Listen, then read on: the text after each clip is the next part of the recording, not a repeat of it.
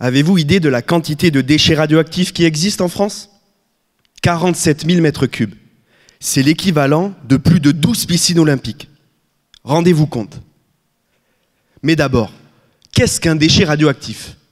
C'est une substance issue de la radioactivité qui ne peut être ni recyclée, ni réutilisée. Ces déchets sont stockés et devront le rester sur une centaine d'années. Le temps de savoir quoi en faire. En France, les déchets radioactifs les plus dangereux seront entreposés dans des galeries creusées 500 mètres sous terre. Ces galeries seront constituées de petits cylindres creux, appelés matériaux de chemisage, parce qu'ils épousent parfaitement le corps du déchet, comme la chemise que je porte aujourd'hui. La fonction principale de cette chemise est de conserver le déchet radioactif sur une période de 100 ans. Et c'est là que ma thèse entre en jeu. Je cherche, tel un styliste, à créer de nouvelles chemises plus résistantes. Mais, vous l'aurez compris, je ne peux pas attendre 100 ans pour dire si oui ou non, ces nouvelles chemises vont tenir.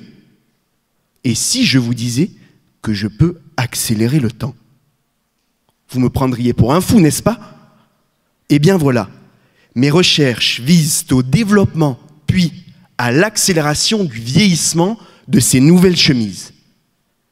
Les nouvelles chemises que j'étudie sont constituées de matériaux composites céramiques.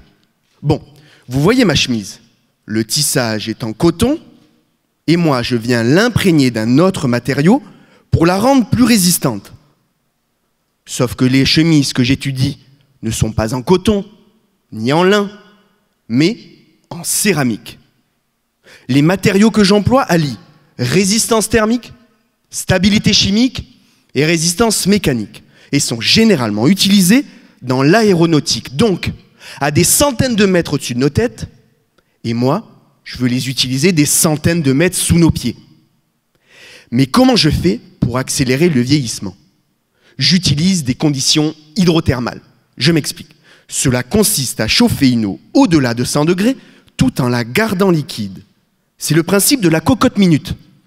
Sauf que dans mon cas, ce ne sont pas des cocottes minutes, mais des réacteurs, et que ce n'est pas des pommes de terre que je laisse cuire 1h30, mais des chemises pendant 3 mois, 6 mois, 1 an. Et ainsi, si mes chemises sont assez résistantes, je pourrai laisser le temps à nos descendants de trouver une solution pour recycler les déchets radioactifs.